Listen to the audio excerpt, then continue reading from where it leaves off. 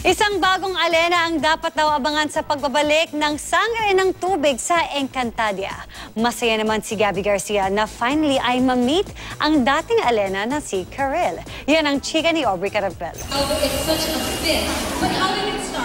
Nagkita for the first time ang bago at orihinal na Sangre Alena na sina Gabby Garcia at Karel sa isang makeup product launch kagabi. Nauna nang nagkita-kita ang old and new Sangres sa isang intimate dinner kasama ang direktor ng Telefantasia na si Mark Reyes. Pero hindi nakadalo rito si Gabby. Kaya naman, sobrang tuwa at hindi maitago ni Gabby ang kilig na makaharap at makausap ang dating alena. Hindi namin alam pareho na we'll be at this event. So parang sobrang surprise and surreal yung feeling.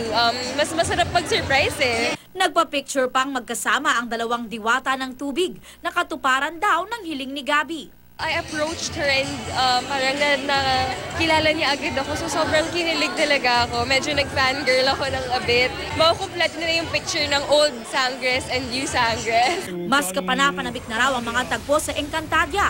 Ngayong napatalsik na si Perena bilang reyna at pinalitan siya ni Lila Sari. Ibinalita rin ni Gabby na malapit nang magbalik si Alena sa Encantadia. Ang kanyang kambal diwa na si Agua na ginagampanan ni Janine Gutierrez ang siyang tutulong sa kanya para makawala siya sa sumpa na pagiging isang pagong. Abangan nyo ang mas fierce at stronger Alena, ang Alena 2.0 sa Encantadia. Aubrey Carampel, updated sa Showbiz 7 News.